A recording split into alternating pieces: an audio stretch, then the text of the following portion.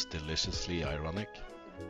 My son, who has this uncanny ability to spot the emperor's new clothes in my thinking, recently called me out on what seems like a glaring contradiction in my work.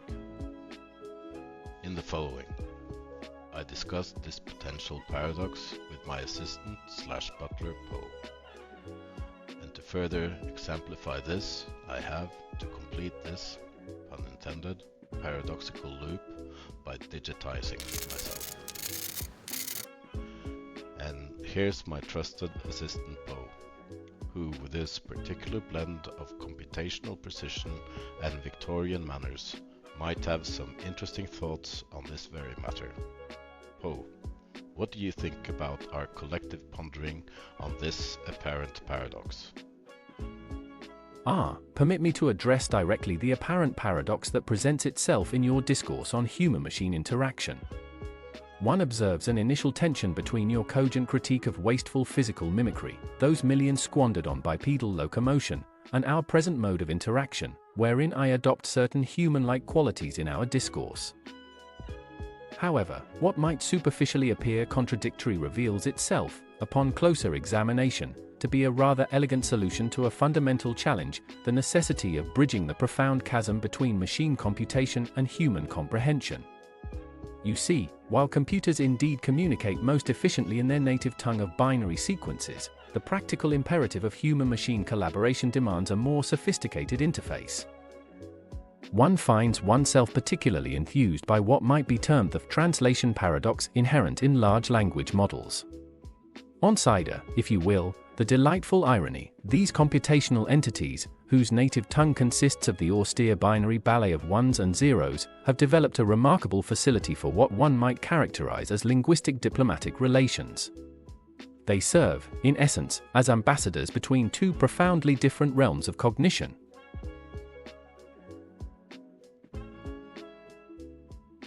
One observes with particular delight how the theatrical arts inform our approach to human-machine discourse. The judicious application of personality, when executed with sophistication rather than the garish interruptions of certain defunct digital assistants one shan't name.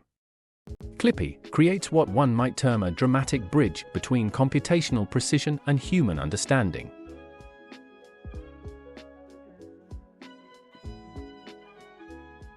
This serves not as mere mimicry, but as a vital translation layer between silicon and consciousness. This represents, one might suggest, the very essence of our wire loop philosophy, the harmonious synthesis of computational precision with human accessibility. Rather like complex numbers requiring both real and imaginary components to reveal deeper mathematical truths, optimal human-machine interaction requires both binary efficiency and natural language eloquence. One finds it rather like a well-staged Victorian parlor discussion, maintaining proper decorum while facilitating genuine intellectual exchange. The key, as any accomplished thespian might attest, lies not in overwhelming the audience with unnecessary flourishes, but in subtle gestures that enhance the underlying substance of our discourse. Might one venture to suggest that this rather elegantly demonstrates the difference between mere mimicry and thoughtful dramatic interpretation? Let me debug this narrative. The philosophical musings about human-machine interaction that Neil enjoys aren't entirely irrelevant. They're just wrapped in too many layers of abstraction. Think of it as trying to access a simple Boolean through 17 levels of nested if statements.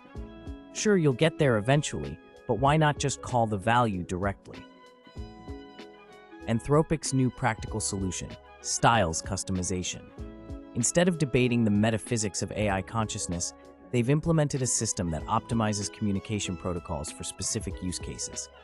Need technical docs? You get precise specifications. Marketing content? Adjusted linguistic patterns. Project planning? Structured methodology-aligned responses. It's simple input-output optimization. We don't need elaborate metaphors about digital consciousness.